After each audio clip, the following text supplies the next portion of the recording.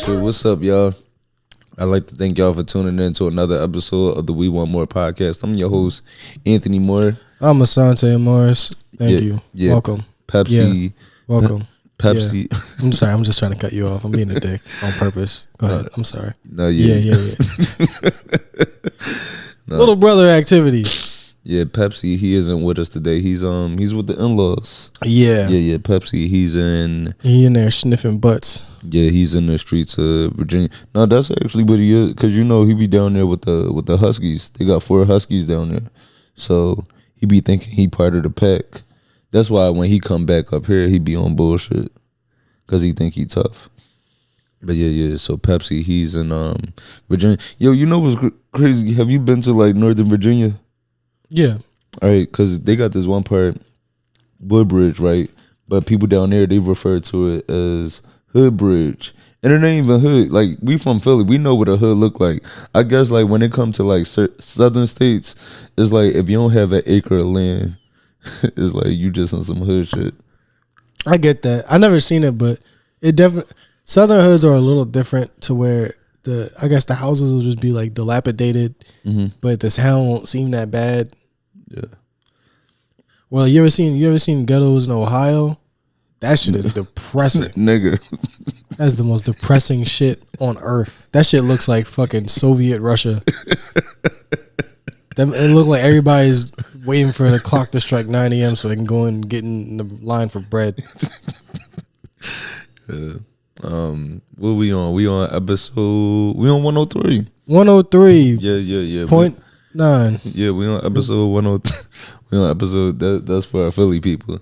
Yeah, wasn't that the gospel station back then? I don't remember. I haven't listened to the radio in several years. It was rap when I was young. Then it switched to gospel. Yeah. Okay. Yeah. See, that was where it came in. Okay, I remember. Yeah, we on episode 103. Please be sure to subscribe on whatever platform you listen to this on. Whether that be on Apple, Spotify, if you're watching this on YouTube, subscribe to that. And also, if you haven't already, man, join the Discord. That shit is dope. I'm learning so much about our followers, because with us, we do this, right? Mm-hmm. Like, people know us as, like, the host of this, and we also do stand-up. But we got some creative-ass supporters out there. Like, it was one woman... That shit. Matter of fact, you remember the woman that came to our show in Montclair, Audrey? Yeah. I believe she said she was like from Mount Vernon.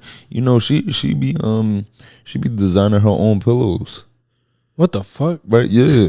How do you? I've never heard somebody even say that sentence before. Right? How you figure out you got that talent? My only design pillows. Yeah, she designed pillows. She got stickers, all of that. It was one woman on the Discord, Liz. I believe she's from Utah. She said she got sensitive skin, so she make her own soap. Like, that's fire, and it's so good to have a business in Utah, because you could test it out on the 5 other wives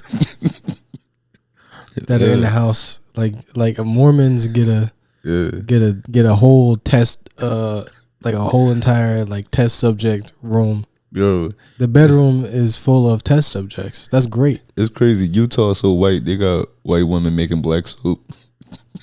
Yeah, it's like, who else gonna make these oils? Yeah, we on episode 103. Let me see. I know Christmas passed. How was your Christmas?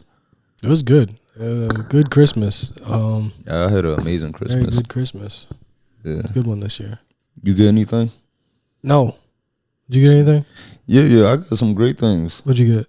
Well, I don't want to share the big thing that happened just yet. But I mean, AIDS? It's not a present. No, I got a I got a blender. Yeah, I got a blender, so I just been in here making smoothies.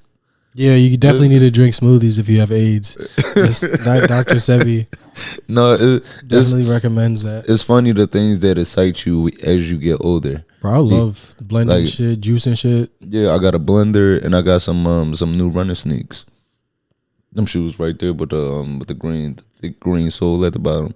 Yeah, so it's funny how when you're a kid, the things that excite you might be like a video game or some toys or something like that. But as you get older, I got a blender. Shit, I just got a new vacuum. I'm at that age where I got hype about appliances. Bro, a vacuum with like proper suction, Man, that shit is magical. Like when you go from a vacuum that's not good at picking up dirt to one that picks up dirt instantly, it just and trust me, I know that is the toys that we get to have. That is enjoyable. That's like having the entire like the action figures and the play set with it and shit. Like that is that feeling. I'm telling you, it ain't nothing like finding some good suction at this age. That shit is it's tough. Remember Scary Movie? He was like, "Don't come in my room while I'm cleaning my room. Don't bother me while I'm cleaning my room." He got his pants off. Yeah. I don't know if you can hear. I'm still trying to get my voice back. It's just, I guess it's tough because I need my voice for work. Yeah. So it's like I haven't been taking off. I need my voice to perform for this. So it's like I do kind of need to chill, get myself together, but it's slowly coming back. You should get one of them like smoker hole in the throat voice boxes and do like sets with the robot voice. Yeah. I was walking down the street and I saw just start all of the jokes like that. But no, it was a few things I wanted to mention. Just from like sitting back listening to the episode last week. One, I know, and I guess it's kind of my fault we didn't talk about it like before we got into recording. About your family. Like I didn't want to put you on the spot. Yeah, that's okay. You did. You definitely did. But I know, like listening to it, I'm like, damn. I wish I would have asked like beforehand. Well, I also like to just when we're hanging, I like to just get recording so we don't miss anything funny. Yeah, because it was more so because this pod was like it's a safe space to talk about like just anything, but it is also got to be a safe space if we don't want to talk about stuff too. So yeah. So, I mean, we can edit shit out too, so it's not even a big deal. Yeah.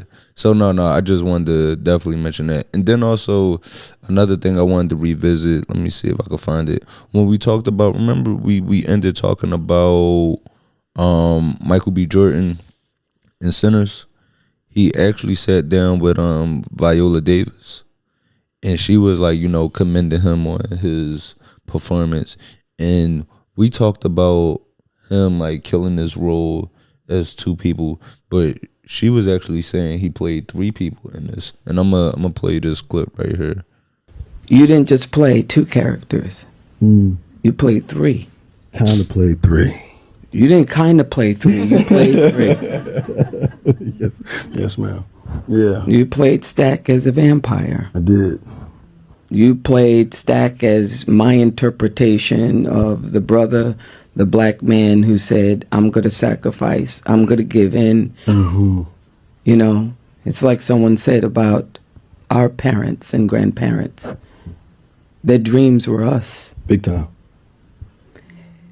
Those people hanging from trees. Yeah, nigga. This is why I'll be talking to older people, because it always come back to fucking hangings. Like, Jesus fucking Christ, man! I just ordered a drink. I don't want to talk about fucking whips right now. There's bitches here. The fuck? Right? Yeah, like, do you want to drink or not, man? Like, are you just gonna sit here and talk about slavery? Like, the fuck? Niggas want to talk about slavery with food around and shit.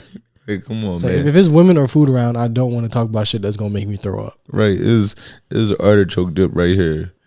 Now you got me sad as shit, crying all over the pita bread. Yeah, and it's like at first I was like, oh, this is cute because that's how it is when you talk about older person. You say some like iffy shit, like, yeah, I guess I kind of like, no, you did. Yeah. I was like, that's cute, and then she started going in that old head fucking slavery shit. It's like I understand that slavery is kind of the catalyst for a lot of what we see today, for sure. I don't discount that, but I also don't want to fucking talk about it. Especially while I'm trying to fuck. Like, if I was talking to Viola Davis, I'm like, I'm trying to fuck. I'm not trying to talk about slavery. Viola Davis? What you doing later? They was hanging us from trees. I get it, but like, what the fuck are you doing before your bedtime? Viola Davis is married, right? I believe so. That don't matter. Hollywood is not Hollywood. If you married in Hollywood, you're not married. No, but yeah, so just with that, All due respect, of course. Very lovely actress in person and all that. But I played that because we talked about Michael B. Jordan playing Smoking Stack, but then he did also play Stack in the vampire form too. So that was something I forgot. Yeah, and she's absolutely right about that. Like I did not even think about the fact that there were two entirely different characters, and then a character in a different form. Yeah, and it's so hard. If you think about the subtle nuances of that stuff, where it's impressive, like the dude that played Gustavo Fring on Breaking Bad. Mm-hmm. Yeah, that's my man. John Marco. No. John Marco. That's a comic. No, it's John Carlos. Yeah, I believe. I'm sure there's other John Marcos. Yeah, John Carlos. Wait, that nigga, this is a baseball player. Fuck, dude. It's something Italian, bro. It's like he's an Italian dude. Let me see. I'm gonna just type in the first, but do the right thing. Giancarlo. What's his name? Yeah, Giancarlo Esposito. Yeah, I thought that was a drink. Okay. Yeah. No, this is my man. His ability to just like when he's in that character, he's playing two characters all the time. He's playing a guy that runs a restaurant, and then he switches his face, and then he's like the fucking drug dealer guy. Mm-hmm. Like that shit. Just being able to switch your face and it be believable, just that subtle thing, is really impressive to do. Yeah. It's nothing like just watching certain actors makes you realize like it's really levels to this shit. Yeah. Like who's my guy? Like, do you have any favorite actors? This nigga, man, for real. Like, yeah, he could screw up his face and then just he only got to say a word. You just screw up the face and then you convey not only an emotion but a state of mind. Yeah, that's how I feel watching like somebody like a Jeffrey Wright. Jeffrey Wright's good. He was the dude. He was in Batman, in the new Batman, right? Yeah, but my introduction to Jeffrey Wright was Shaft. Yeah. That's what I was gonna say. My man Peoples. Yeah, that was my introduction to him. So yeah, seeing somebody like that, but this is what I propose. Yeah, but I think one of my favorites is also what's the dude James McAvoy? Is that his? Yeah, the dude from fucking. He was in goddamn Split. Yeah, he was Split. In Star Wars. Chronicles of Narnia. Oh shit! Yeah, that was him. Yeah. Damn. Yeah, he is some shit. Right, like watching him in Split, that nigga should have got a check for every identity. Yeah, that was a good one. That was a very good one. Damn, do I have any like favorite actors? I have favorite actors that I like to just like when they're in the movie, I'm like I like to see this person. But as far as like an actor that is just super talented, I don't know if I can think of anybody off the top of my head. You got those examples were good. I'm trying to think of one that like makes you think. A couple years ago, I might have said Jonathan Majors, to be honest with you. God damn, that nigga, man, it's a damn shame. Goddamn shame. It's a damn, honestly. Because I was just actually reading something about like what the MCU was supposed to, the direction they were headed in. Yeah. With like his character, basically Tom Holland's and Tobey Maguire's like their version of Spider-Man was supposed to be in like the Secret Wars. I think Wolverine was going to be like Hugh Jackman's Wolverine, and it was going to be like a few different characters, and like they just had to scrap that. So it was a lot of niggas that lost checks. This nigga fumbled the bag for like a few people. Yeah, he really did.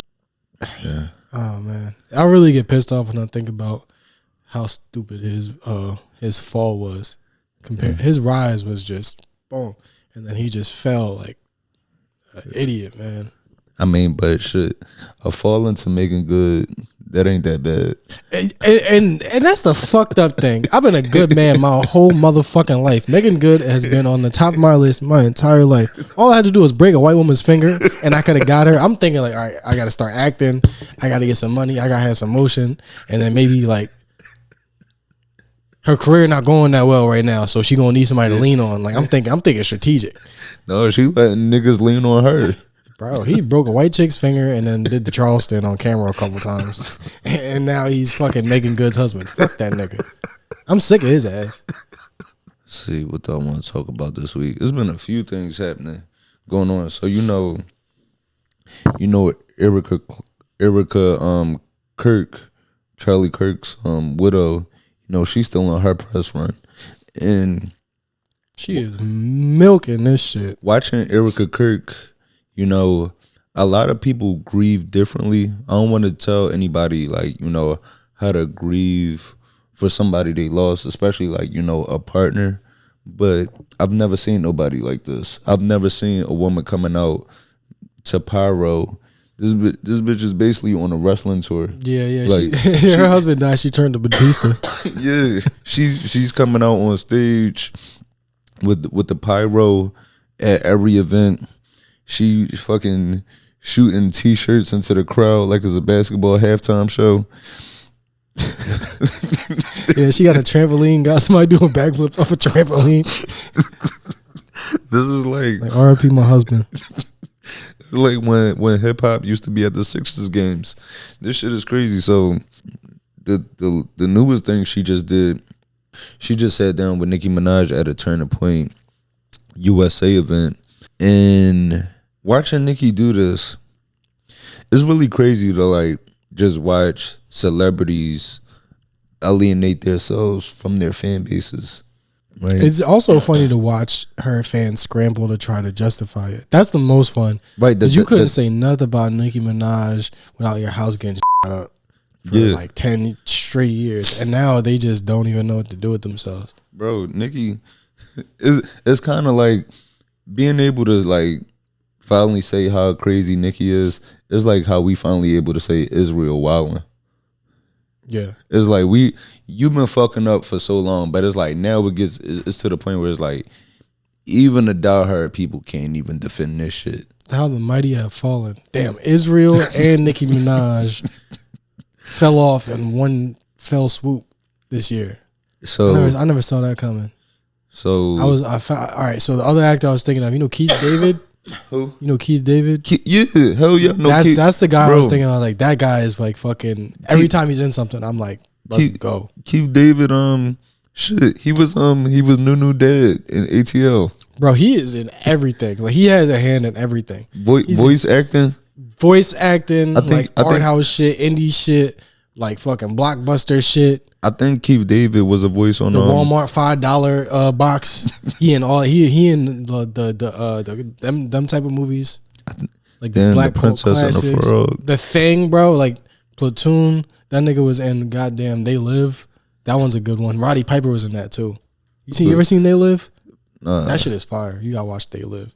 That's the one. That's the one that I would recommend if you was going like binge a person. You definitely gotta have that on there. He was the nigga that the Ice Cube was like, I don't want it. Remember he tried to get money back? He's like, I don't want it. Yeah. That's the one. Keith David. He was the dad in Nope. Nope. Yeah, with Keke Palmer and David Kaluuya. Remember the pop died at the beginning on the horse? But but I remember him as a dad. Nunu's dad and fucking okay. I remember that. Yeah. Yo, you ever watch Requiem for a Dream? Yeah. At the end when they got the double-sided dildo and he just sitting there smiling. Yeah. That made me fear him. All his other movies, I respected him. That made me fear him. I was like, he's playing this character too well. He's definitely seen two drugged out white women with a double-sided dildo before. Yeah, no, shout out to Keith David. Yeah. No, but Nicki and Erika Kirk. Did you see how the conversation started where she was trying to she used the bad choice of words? Did you see this when she was talking about JD Vance? Let's hear the clip so I know what you're talking about. Because everything she said was out of pocket. Role models like the assassin JD Vance, our vice president. And when I say that,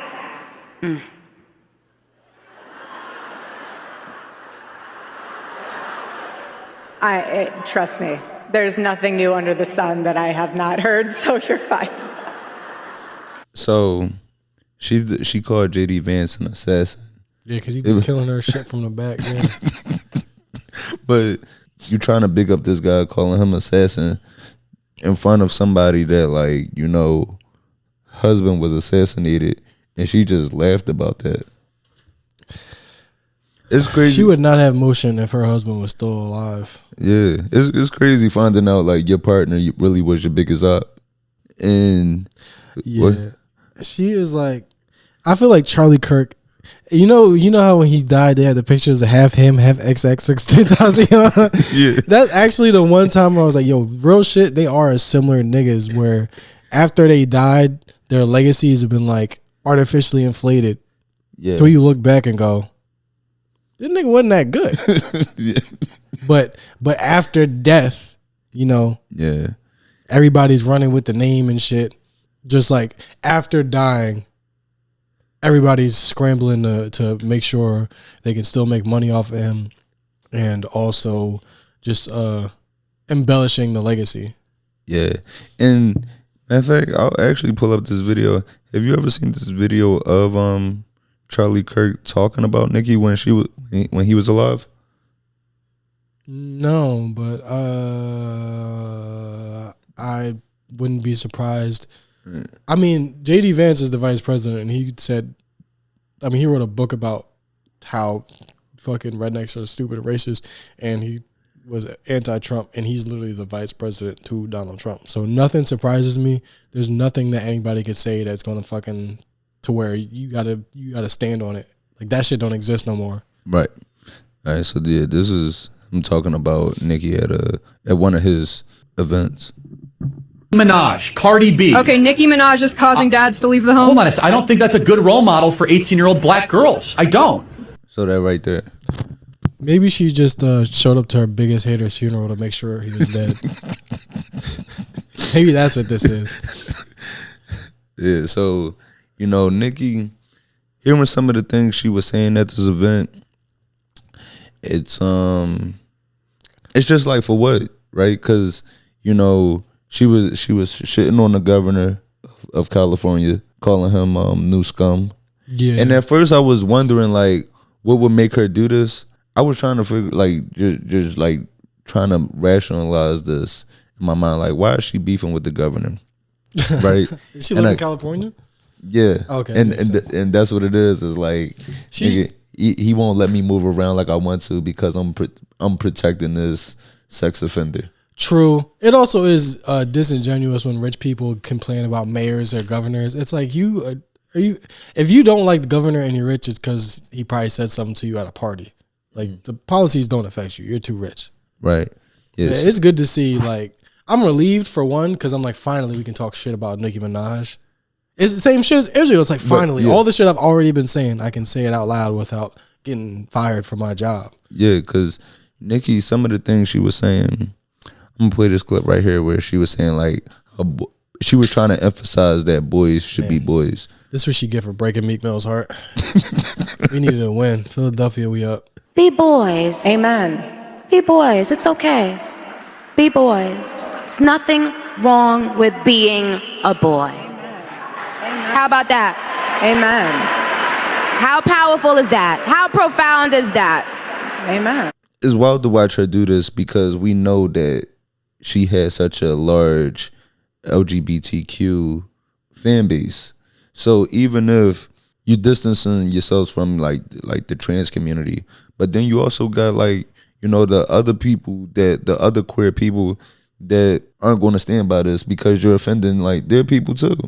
Well, I've read this differently. When I saw what she was saying, I didn't think she was being transphobic. I think it's possible.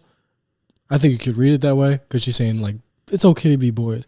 The thing that pisses me off about her saying that shit is not necessarily that like it's anti-gay or trans. It's just that there's really nobody saying that it's wrong to be a boy, and right-wing people keep hitting this fucking this point of saying, you know, they're saying it's wrong to be a boy. They're saying it's wrong to be white. But we're not apologizing for being men. We're not apologizing for being white. Oh, no. Nobody's asking you to do that. Nobody's saying don't be a fucking boy. People are just saying like, hey, if a girl rejects you, don't shoot the whole school up. Wait, like, that's the type of shit we saying. Wait, I think in that clip, it didn't play the beginning of it. Hold on, let me please. Imagine being the guy running on wanting to see trans kids. Haha, not even a trans adult would run on that. Normal adults wake up and think they want to see healthy, safe, happy kids. Not Gav. The Gav nots. Gav not in, Gav out. Send in the next. Just like watching somebody have like a manic episode.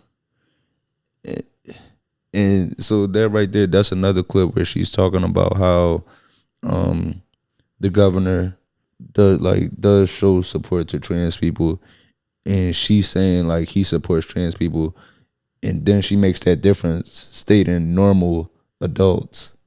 So and even with her doing that, right, it's wild because I was having this conversation with somebody else about Nicki doing this. You know, she has a trans aesthetic. Like when you look at like certain celebrities that like get all this surgery done and all of that, because even though if it's a woman getting like, you know, getting bigger breasts or, you know, getting work done on her butt, cheeks and stuff, all of that is gender affirming surgery. So a lot of these women, and the way the way she would dress and move is very like gay friendly. I mean, not even just that. Like her whole vibe. Like these women, these like, you know, the women that like what would be the right term? I guess born female. Those women, they going to the same going to the same doctors as the trans women to get the same type of gender affirming surgeries. So yeah, it's just wild like watching her double down on this and like take this turn. It's kind of like watching the same fall of Kanye, where we're watching mental illness and fucking. We're watching a legend basically ruin their legacy, and she's not going to be celebrated as the pioneer in music like she should be because she's making this hard switch to a fan base that never really even fuck with her. Yeah, it's just another like nobody in either of these people's camps has any fucking balls. Cause how are you like Nicki Minaj's go-to person that you like that she asks for advice or something or runs shit by? How are you not telling her to shut the fuck up and don't do this? Right. Same thing with Kanye. Like nobody except for remember the one nigga that like there was like the TMZ thing and then there was one guy that pushed back on the slavery was a choice thing. Mm-hmm. But I guess they weren't like cool enough to where it mattered to him. But it's like there's one person doing that for these people. You ever this is beside the point. Did you ever see when Chase stepped to Kanye? Yeah, I seen that video. That was cool. Yeah, that was like really refreshing. I honestly like no, who the fuck is scared of Kanye West? I'll beat the shit out that nigga today. Me, current day, pick him at any era of his life. I'll beat the fuck out that nigga. And that's not even the thing. Like I like that video because it was very respectful. That's the way you check another man. Right. You don't take it to a level of like. I mean, I know what I just said 5 seconds ago, but I don't really mean that I want to do that. I'm just saying that I'm not scared of. I'm just saying like if I'm gonna check somebody and like I love you, like we're like brothers or like we got like a relationship as friends. The way that I'm gonna check you is always gonna be respectful. Yeah. And then like we don't see enough of that. It's like I love you, but the way you're moving is just foul. Right. People don't do that enough. People are too scared to do that. People are too scared to lose their fucking cash cow or to do that fucking, like when we go to the mall, you buy me everything, so I'm gonna shut the fuck up. Just let you wild out. But all that mental health shit, you could definitely like support and coach somebody going through these kind of psychotic episodes and shit through the right path out. Yeah. Kanye never had that. Nicki Minaj clearly does not have that because she got fucking all these sex offenders around her. That's like, yeah, go ahead, go be best friends with the president so I can get a fucking pardon. So I can go to the goddamn grocery store without people spitting on me. That's what's crazy. It's like you talking about boys will be boys and like, you know, we need to protect our children. You can't talk about that where you out here having babies with a nigga that don't want to register himself. Facts, dog. And a lot. The only excuse Like, I've seen for her husband being having like a being on Megan's Law is that it was just like a statutory or something, or it was just like a lie, or it was wrong, or regardless of whether or not the nigga did it, he is letting her tarnish her legacy so he can go get a pardon, bro. That's why he not saying shit. Because if I was married to Nicki Minaj, and I mean, bro, if I was, I don't know, I don't even want to. I'm gonna say that. But if I was that person, if I was in his shoes, I'd be like, look, you got a lot going for you. You don't need this shit. Look, there's no way. People saying, like you said, people saying, it's just a mistake and making excuses for it. There's no way I'm gonna be married to a millionaire that's able to get lawyers. If I'm married to somebody that could get out of a recording contract, I should be able to get my name off this if that isn't really the case. That's a fact.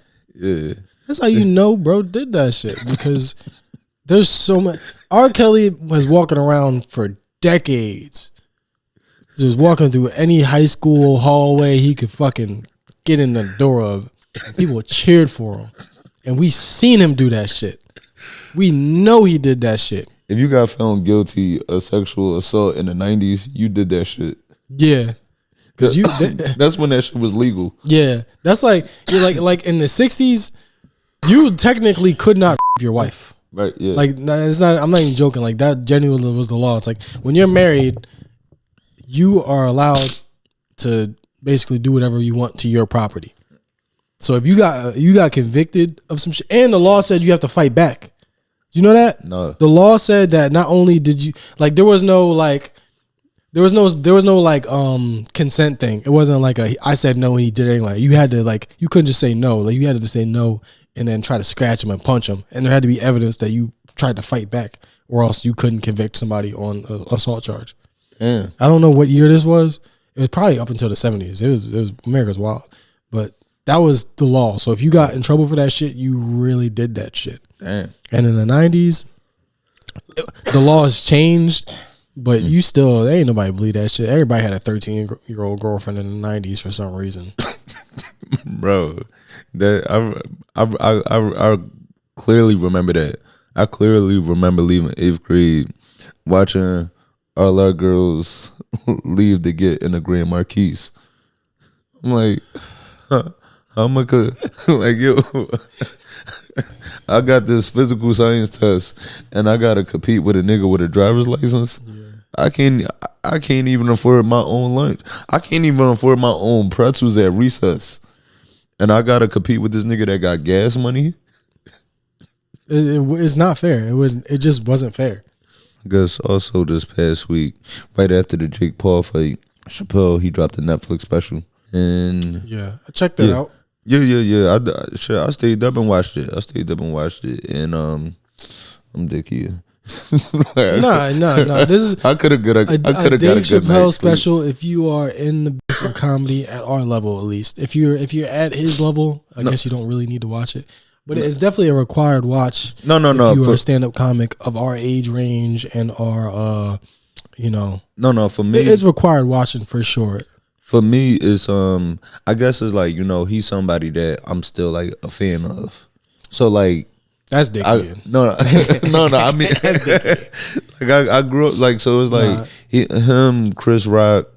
They're two names that's always going to get a watch out of me. Yeah, regardless of the things that people say about those two, their legacy does still exist to me. Whether or not they tarnish it in other people's eyes, I still do feel invested in seeing what's going on with their careers at the very least. Like when they drop things, I'm like, I got to see if he's falling off. I want to see how hard he falls off for sure.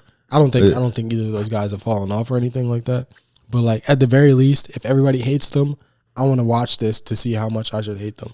It's like when I listened to the Nas DJ Premier album, I was like, look, I know there's been a lot of bad things happening, and there's a lot of people saying a lot of bad shit, but I need to see this for myself. Yeah, because with the special, right? I was thinking how I didn't think it was bad though. I didn't think it was a bad special. I thought it was solid. I thought it was good. I think it was a good special. And considering that all the topics he was talking about just happened.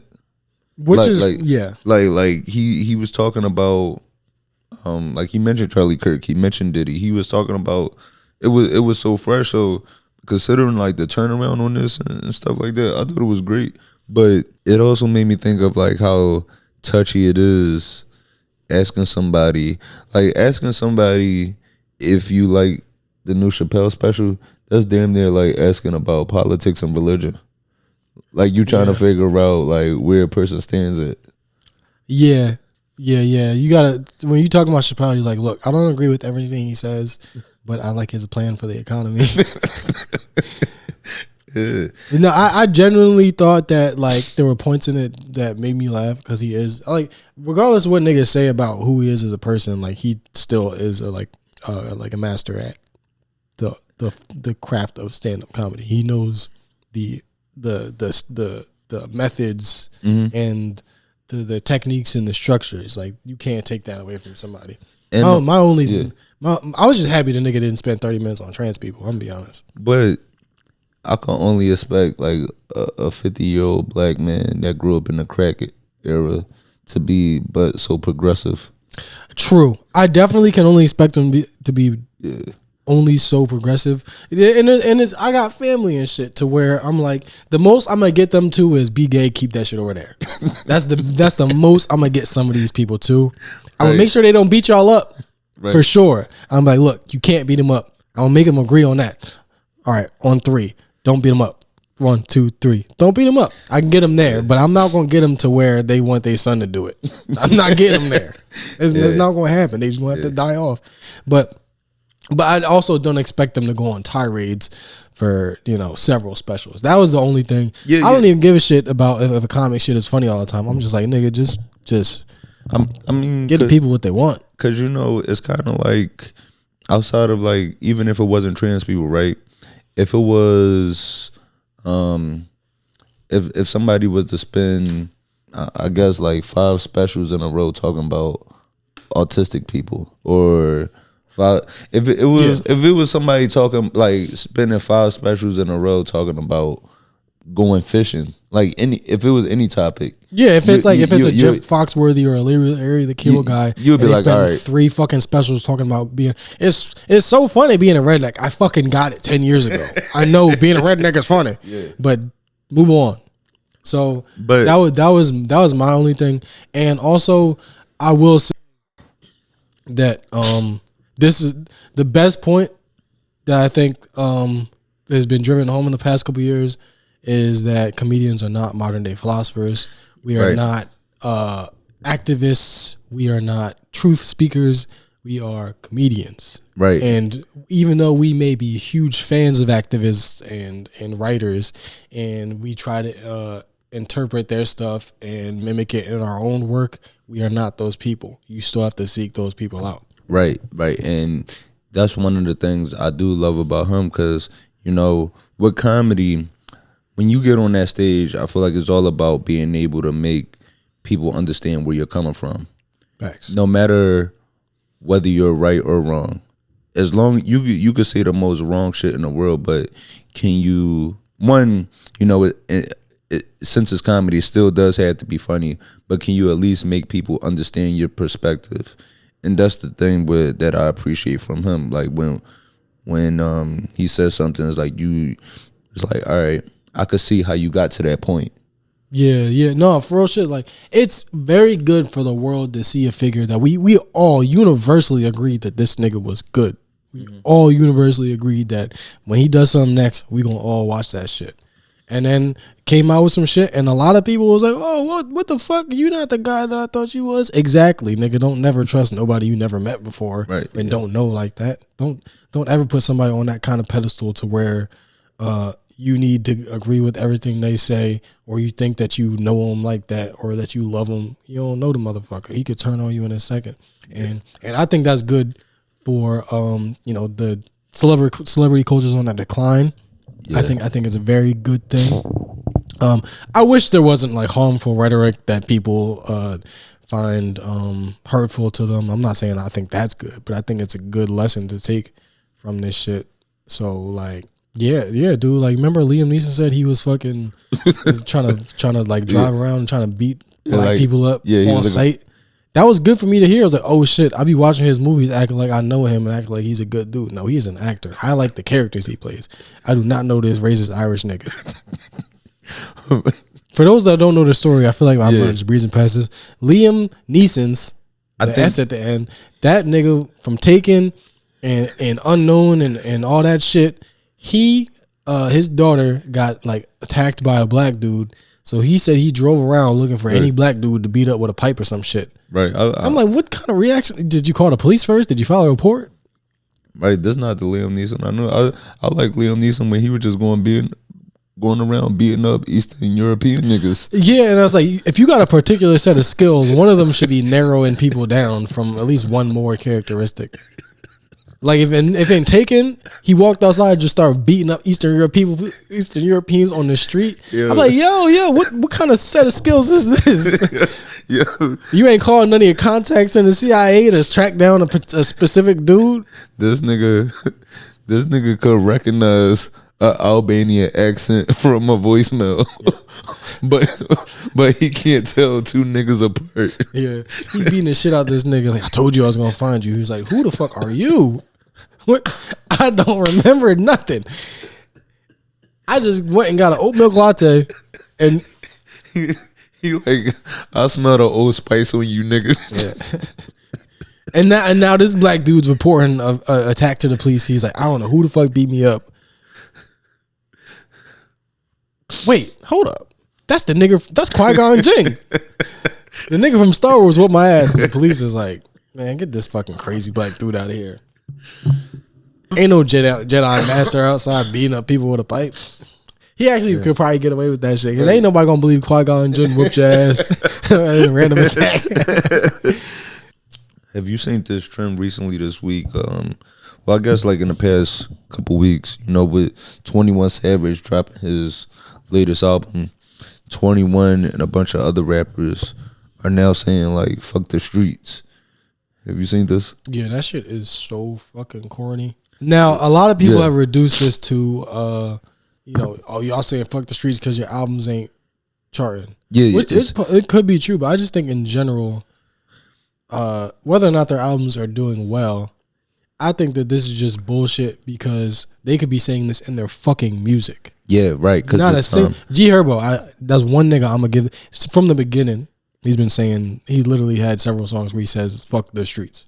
Yeah, like when he's selling his music, he packages it with the message of this shit is traumatizing and it's not cool. So he gets a pass from me. But all these other niggas that had plenty of time to sit around and craft songs that have a message of this is what I did. What was it? The Jay-Z line? He had one line. Everybody remembers it. I did this shit so you didn't have to. Right. Any of these niggas would have given us one line like that. They probably would have gotten a pass too. But now they want to say this shit. Right. Yeah. Hov did that, so hopefully you won't have to go through that. Yeah, and then and we allow him to continue to talk about crack dealing after that. Yeah. Because there's a disclaimer. Mm-hmm. That's all really you need is there's a disclaimer. And yeah, so some of the rappers that have said, joined this movement, 21, Young Thug, Pooh Shiesty, YFN, Lucci. Now, one of the people that spoke back against this was Boosie. Boosie said, if it's fuck the streets, then y'all should stop talking about it. Yeah, because you should stop talking about it. You should stop profiting on it. Because Boosie can't say that. He not gonna have $1,000 to give you if you put your pussy lips on live if it wasn't for the streets. So how could he ever walk that back? Yeah, and what the rapper saying is, I feel like they should. I want that to be. I got to program that. Oh yeah, that put the lips on live. I mean, that's the best thing. Yeah, that's gonna be the next drop. Yeah. Put that in your notes. With the rappers saying this, right? I feel like if anybody should say, fuck the streets, it should be street dudes. But you have to turn your life around with it. It can't just be just it can't just be just a saying. It has to be actions behind that. And also with them saying this, right? I feel like they only doing this because they're realizing that our fans, the people that the consumers that listen to this, we don't care about the streets. And they're starting to see that. Like, where it's like, yo, y'all think the street's important. We're civilians. We're going to listen to the music whether it's good or not. So, it's really because we see how people are responding to Gunna's music as opposed to, like, Young Thug making his return, right? Now, imagine if things were flipped. Yeah. Where if it still was yielding results. If like Young Thug was the one like getting all the love, selling out concerts and things like that, people loving his album, and nobody was like really messing with Gunna's music. Oh, excuse me. Did you hear that burp? Don't worry about it. Okay. These people should be grateful that you would burp into their ears. Don't you forget it, my brother. But if nobody was listening to Gunna music, they wouldn't share this sentiment. Well, we can only assume they wouldn't feel this way. Yeah. It would be, this what happen when you stand tall and be a real nigga. True. Look at this. We don't support rats. But here's my thing. If it turned out that their albums where they basically just talk about street shit or whatever turned out to be super profitable, and then they said this, I don't know if it'd be more fucked up, but it'd be definitely equally as fucked up for them to say fuck the streets while promoting an album that just sold a million units saying the exact opposite. Right. So I'm not saying, oh, y'all niggas need to shut the fuck up. I'm saying you should shut the fuck up unless you really plan to start donating money to all the people in Atlanta and all the cities that y'all in that are already doing this shit. Because there's a bunch of activists and a bunch of organizations. I'm talking on my ass right now because I can't name a single specific one. But I know for a fact, it's not my city. I'm not researching that shit. I mean, but I'm just saying, like, I know for a fact that they have connections to where they can get in touch with anybody and anybody will at least have a conversation with them. So if they want to say, look, I'm one of the more famous rappers from the city, I want to kind of make a turnaround, I'm going to do a campaign with you guys, give you some money, give you some funding, and we're going to turn this whole thing around a little bit. If they were to do that, I'd be like, you know what, fuck it, keep making the music. It's not really the most moral thing, but you're working. But a tweet, my nigga, a tweet, that's all y'all got is a tweet. You and people are listening to this shit like a mantra, a chant saying, I'm gonna kill you, I'm gonna kill you, I'm gonna kill you, I'm gonna kill you, I'm gonna kill you, or I'm gonna kill somebody, I'm gonna kill somebody, I'm gonna kill somebody. That shit starts to affect your brain. Hell yeah. Cause I don't give rap credit for causing violence. I don't think that's true. I think if the world wasn't violent, rap music, regardless of whether or not it was violent, it would have no effect. Now, I will say that the people that are seeking the mantras to where like, I'm angry, what should I do? Kill somebody, kill somebody, kill somebody. That definitely has an effect. But I think if the streets were clean and there wasn't as much violence, the music wouldn't have much of an effect. I mean, but not even just as far as like, telling somebody to cause harm. The music affects you when you listen to these rappers talk about, oh, she only with me for my money. Yeah. So then you have niggas that make $40,000 a year after taxes talk about, oh, she just trying to get something out of me. Like I know people that live like a regular ass 9-to-5 life talking about, oh, if she ain't want me when I was down, she can't fuck with me now that I'm up. Yeah, it's like, cause you being an adult. Yeah, it's like, nigga, you were both working at Burger King back then. Why would she want your Burger King money when she got her own Burger King money? Of course she wants your money now, nigga. But my thing about that shit is, dog. All right, so I'm not gonna ever say that rap music causes violence or it causes kids to be angry. But if you are already a kid with if you're already a kid with violent tendencies or anger, and you have a soundtrack to that shit now, that does not help you at all. Now, if you about to go do a drill and all you got is an Ozzy Brothers CD, that drill ain't gonna happen. You like, you know what? Let's go to fucking smoke some cigars and rub our chest hair. Y'all wouldn't be doing that shit. Yeah. As much, because mind you, before rap music, what was it, the 70s and 80s? Yeah. When, like, before rap music really took hold in America, we still had fucking heroin and crack and violence and murder and all type of shit. So I definitely think that if you're giving rap that much credit and causing violence, you need to take a second look at that shit. But to say that justification for some shit that was already happening, that's bad. That's definitely like they're definitely justifying shit that they could have been walking back years ago. I think what's happened lately with rap, right? You know, the street rap came out of a result of what was actually going on in the streets, but now you have this current trend where, because I've heard like, you know, like young guys in Philly say this, where they won't even let their friends rap about doing drills and stuff like that if they aren't actually doing it. Yeah, I don't want to hear that shit. Yeah. Like I know people that make music, and most of them are positive. Not always support the positive people. I always try to push their shit.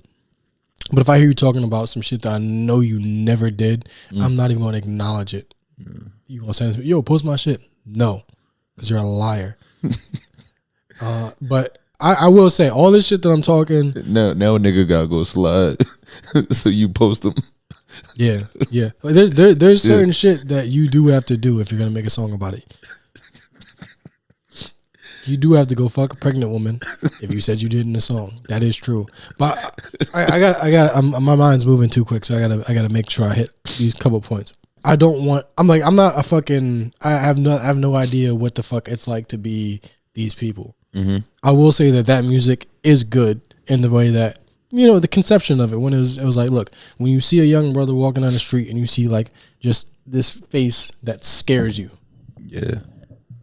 It was good for white people to hear hip hop sometimes, because you'd be like, you know what? They took it the wrong way to where it's like, yeah, I'm gonna act like 50 Cent now. But no, it should be like, look, when you see somebody that looks like this and you're wondering why is this guy so angry, this is why. He has no voice, and this is the only voice he can use to express what he's feeling and make you understand what he's going through. That's a good thing for sure. But yeah, other than that, like, we shouldn't really have. It's giving people too much of an idea of what it's like to be in, you know, fucked up environments, to the point where people are mimicking this shit as if we know what's going on in those worlds. We really just fucking do not. And it's okay to just, it's like to the point where it's like, oh, you a street nigga or you a square? Like, bro, why are we framing ourselves based on some shit that's all the way the fuck over there? I'm not, you being a street nigga don't make me a square. I'm a regular person with a job. Right. You went to jail and you just got out, and you need to figure out what the fuck you're gonna do with your life. But that shit don't got nothing to do with my worldview at all. But yeah, at the end of the day, I want this to succeed. I want them to say fuck the streets and then actually follow up on it with some sort of actual change and effort. I'm not saying don't do this. I'm just saying if they're gonna just post a tweet and then not do anything ever after that, keep the shit, because nobody needs it. I don't know. I got heated about that shit, I guess, but it's just it's just, again, like, I feel you. It's like, it's kind of like I feel you. It's kind of like, you know, people posting a black square for Black Lives Matter.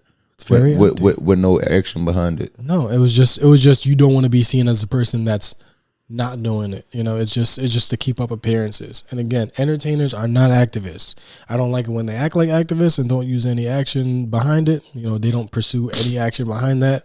You talk all this black shit, black liberation, black man, blah, blah, blah, blah, blah, blah. And then you go in and you get in bed with some fucking venture capitalists and start fucking gentrifying hoods and shit. That shit's not cool.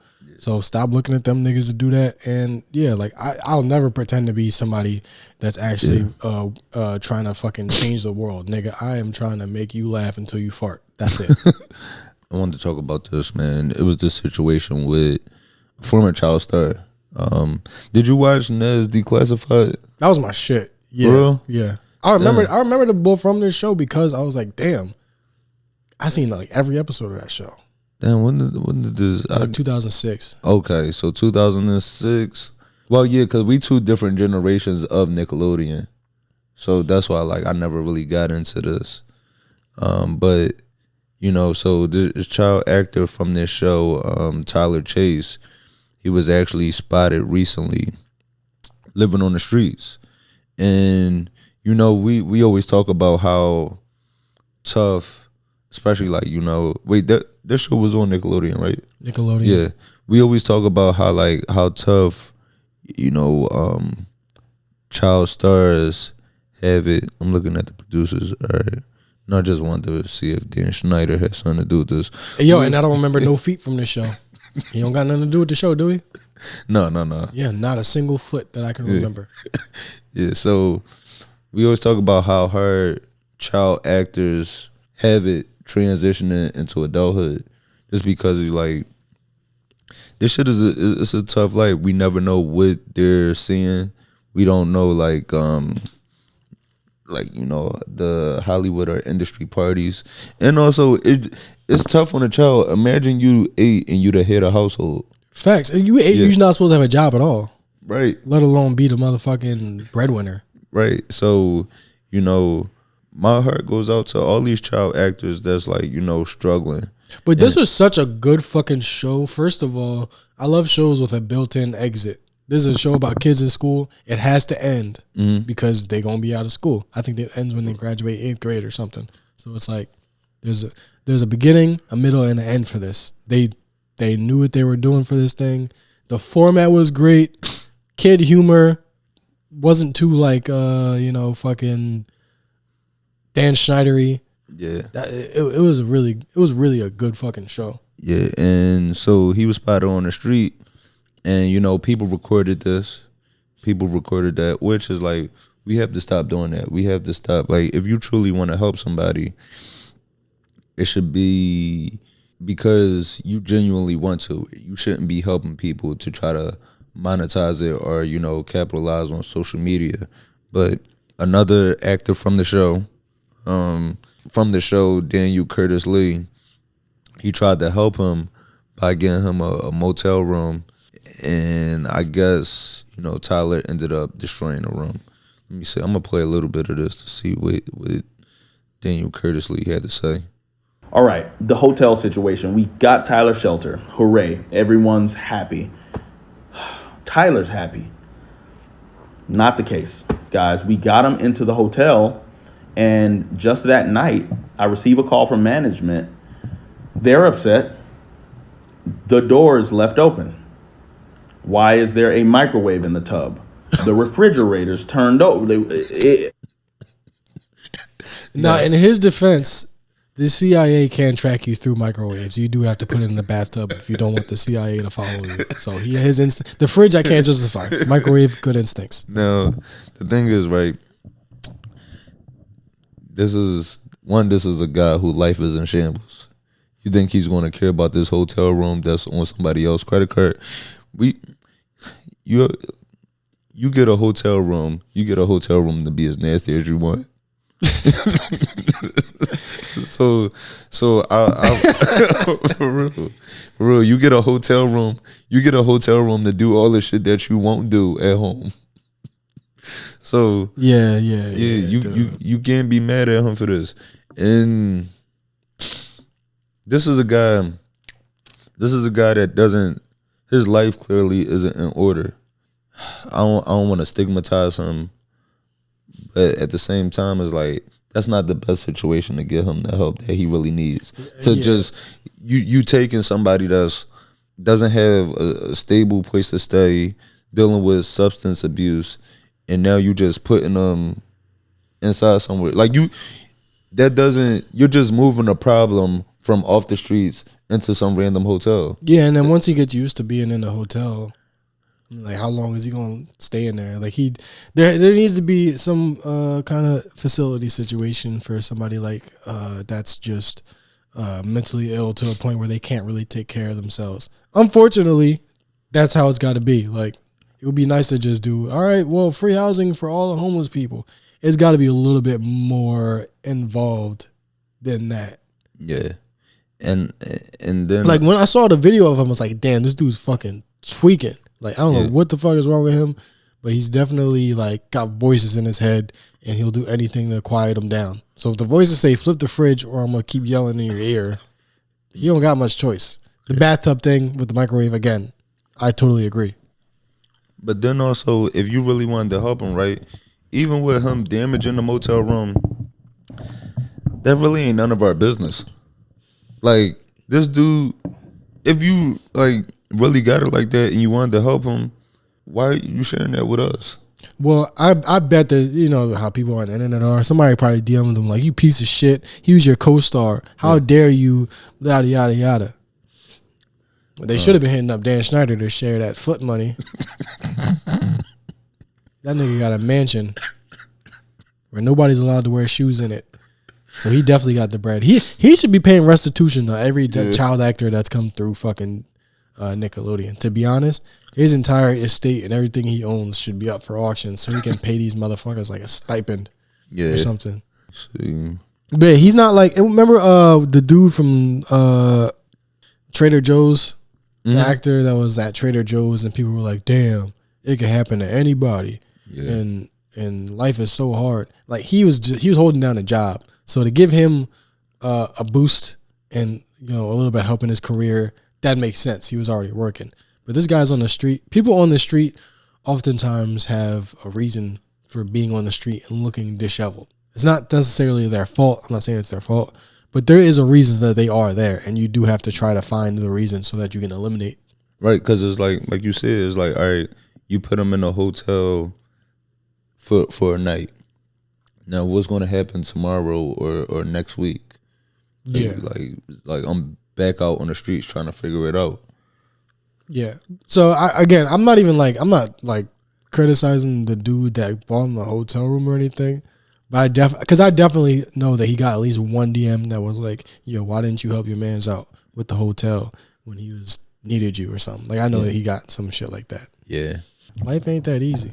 You can teach a man how to fish for a day, but you need to show him how to fish every day. How does this saying go? You can teach a man to fish, but you can't show him how fish eat. You can teach him. You can teach a man. What can you teach a man to do? You can teach a man to fish. You can. No. You can feed a man if you feed somebody. If you feed somebody, they'll be full for the. They'll be full for the day. But if you teach them how to fish, then you'll be full every day. Yeah, they'll know how to eat. I guess. I don't know. You can teach them how to eat fish, but you can't teach them how to fish eat. So I genuinely don't fucking know what it is. What the fuck? No, I'm gonna get you can. Yeah, let me look this shit up. If you feed a man a fish, he'll eat for a day. But if you teach him how to fish, he'll eat for a lifetime. Is that it? If you teach a man to fish, yeah, he'll be able to eat. Teach a man to fish, and you feed him for. All right. If you give a man a fish, you feed him for the day. Yeah. But if you teach him how to fish, he'll be able to eat forever. Yeah. If I was a man, I'm like, damn, bro, that's all I get is one fucking fish for the whole day. I don't get like some berries off a bush or nothing. It's not a fucking well balanced diet at all. I guess before we get out of here, you give a man a fish, he gonna ask for eggs and shrimp. And before we get out of here, just want to do some quick questions from the listeners. Let's see, do we still got? All right. So the first question somebody asked, they said, "What's your favorite breakfast meal?" I think my favorite breakfast meal, fucking eggs Benedict. You fancy. Yeah, once you have it, it's like, you know what? And there's pork in it too. That's how. Come on, brother. But like you could switch out the pork with a non-pork substitute. Yeah, but it's just poached eggs like that with the fucking hollandaise, nigga. I never get that at home because I'm not gonna make it myself. Mm-hmm. For me, I'm a nigga. I like grits. I like grits with the biscuits that you could peel the top back. You know the pre-buttered biscuits that you know when you pop open the can. That is a good meal for sure. But I spice it up with like some apricot preserves on it. On the grits? No, on the biscuits. Oh, okay. No, damn, that's a pretty good idea. Yeah. Biscuits and grits with fruit. And I like I'll eat grits. I could eat grits every day. Grits are a good. The thing about grits is you can eat that for breakfast, lunch, and dinner. Yeah. So Like if you want to make it breakfast, throw some eggs with the grits. If you want to make it lunch, you can have shrimp and grits. If you want to make it dinner, you can have fish and grits, or chicken and grits. Like you could do fucking anything with grits. So I'm going to say that's not the favorite breakfast meal specifically. Okay. And somebody asks, what are your favorite things about Black culture? See, that's a hard question to answer, but I definitely like the question. Yeah, because I'm gonna let you go first. For me, when it comes to favorite things about Black culture, I think it would be more so qualities about Black culture, like they're able to persevere, resilience, being able to turn a negative or a tough situation into something beautiful. That's good. I think that about that, Because like when you see Black people living in poverty, it's tough, and but we make struggle still look good, as opposed to like when you see white people living in the hood, like we could live in the hood and still have all our teeth. Yeah. Let me see. What else do I like about Black culture? Yeah, just like the innovation, being able to create in all facets. Cause like even like I was just listening to randomly. I just started listening to James Brown, right? Cause they say James Brown is kind of like the backbone of like. You could argue he's the backbone to 3 to 5 different genres of music. Absolutely. From like soul, soul, funk, hip hop, like R&B, like all of that. Yeah, so, he could play instruments. He could sing. He could yell like a fucking, like just yell nonsense. That's a lot of music now. Just yelling, just going, hey, it's just doing that. And traces a lot of music now traces back to that. Right. So like all facets of music that we have, like he obviously took the influences from before that came before him, and he just made some shit in conjunction with other people. Made some shit that like is still prevalent to now. So that's a good one. Yeah. So I love like when Black culture, I love like just our creativeness, our innovation, and our ability to to persevere through tough situations. Yeah, I was thinking it's hard to answer just because like I don't think I know anything else, and I don't think anybody else can say that they know another. If you live in America, you don't know another culture for the most part. Mm-hmm. What music you listen to? Black music. What clothes you wear? Black people's clothes. So yeah, it's to a point where I'm like, I grew up just knowing one culture. Right. Now, I mean, I can watch white movies. I can listen to white music. I can like engage in other cultures for sure. But as far as like specific American shit, we kind of did make everything except for like the movie industry. Like everything except for the movie industry is basically Black culture. Yeah. Now, there are other cultures, but they come from other countries. We talking about fucking, whatever that goddamn the Bad Bunny music, whatever you call that shit. That's like specifically like something else. I'm talking about something that was like made here specifically. Because when you say Black culture, I'm assuming you mean Black Americans. Right, yeah. Because it's not the same as British Black. It's not the same as French Black. It's not the same as like African. Yeah. So yeah, it's like all I know. And most of the world probably has some version of that. Because like we made fucking like everything. You see these Japanese niggas getting dreads? Yeah, it's like they know like most of the culture that we know is Black culture. Bro, I've been seeing like these videos of Asian people cutting waves into their head. That shit is crazy. It's crazy because it's like y'all not even supposed to like waves. Yeah, what the fuck are you doing? Dye your hair yellow and go, that's you. The fuck is you doing with black hair, nigga? I wish my shit was purple and in the sky. But I got this shit and I made the best with it, and you do your shit. You make the best with it. No. Make your shit like motherfucking Naruto. Like, it's like, nigga, how you lose your family from a tsunami and say, I'm gonna cut some waves in my head. R.I.P. to my family. They swimming with me right now.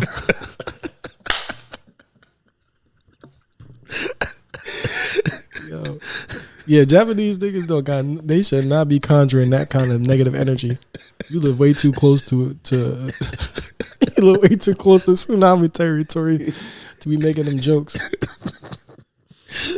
But no, that shit do bother me. It's like when I say like I love black culture and I think it's the best, I don't mean I think it's better than other people's cultures. I don't think like I never say to shit on anybody else's culture. I think other people have great cultures and I appreciate them. So it bothers me when you see, especially like somebody like a Japanese nigga, like they got crazy fucking like centuries worth of like great cultural institutions and just great culture in general. And to see them act like black people bothers me. Because it's like, if you had to get stopped by the police with my skin, you would not be doing that with your hair. You would be trying your best to look like fucking Goku. Right. Yeah, favorite things about black culture. Obviously, like, it's impossible to recreate. I'll say that. Yeah. Nobody's been able to recreate it. Because if they've tried. But I can't, I've not seen anybody create a genre of music or a way of dressing or anything like that has made waves the way that the shit that we did. Mm-hmm. I've yet to see anybody do that. So as far as I'm concerned, the shit ain't been topped yet. Yeah. Now you can throw your examples. I would like to hear some examples of some shit that you think, some cultures around the world that you think is better than black people's culture, but I don't think you could tell me one. Yeah. And I guess the last question somebody asked, they said, there's been a lot of cool moments for both of us, and with the podcast, just as far as like viral moments and community growth, do y'all have a favorite pod moment of the year? And I guess for me, I don't know. I would have to sit back, like a favorite pod moment from like the episodes I would have to sit back and listen to.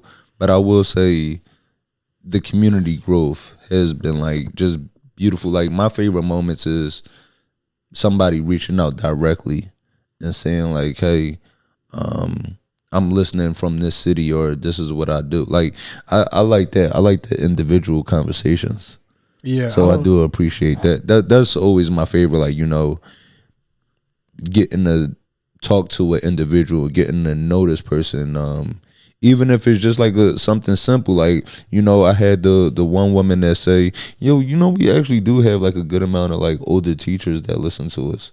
So that's what I really rock with. Like I know it was one more. It's probably refreshing to hear black people that can read.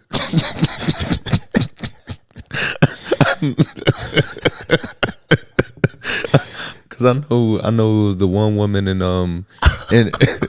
North Jersey that said she was a teacher and she listens on her commute. But then recently it was a woman that left a comment and she left a review. She said she was I believe a high school teacher in Alabama. So that's been like, we're really refreshing, and my favorite part of this, just seeing like the type of listeners that we have, and also finding out some of the people that I actually know have been like supporting the whole time, and I'm just finding this out.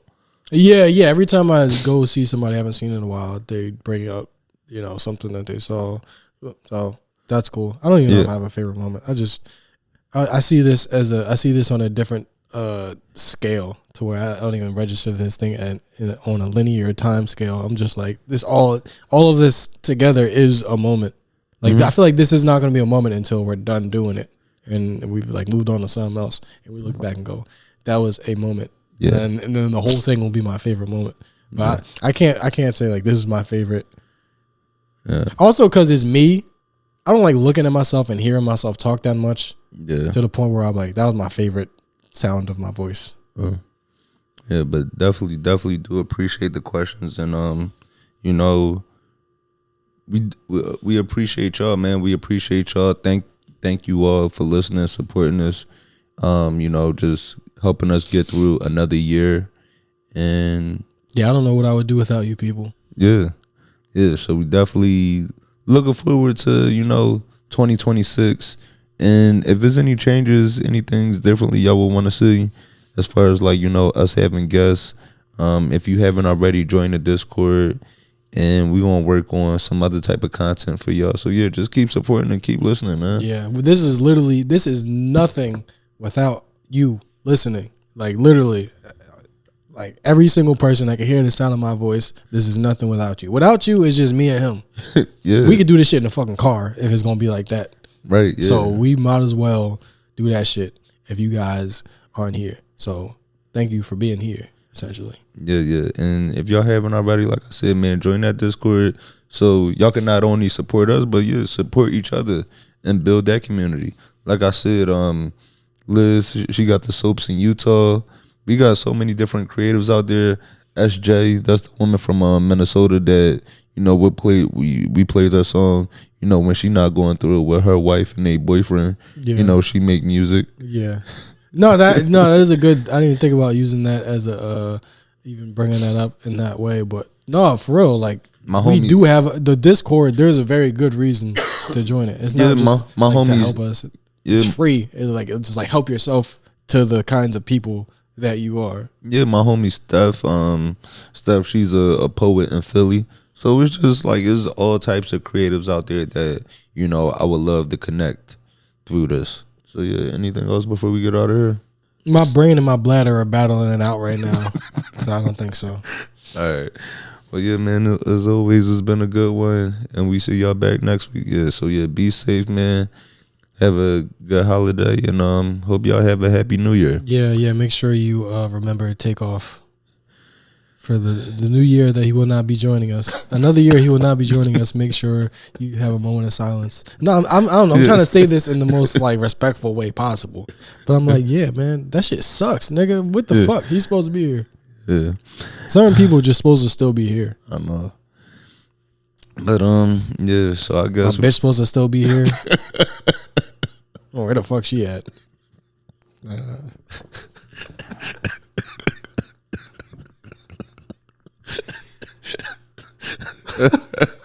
right, man. I'm Anthony Moore. I'm Asante Morris. And we out. Or good morning.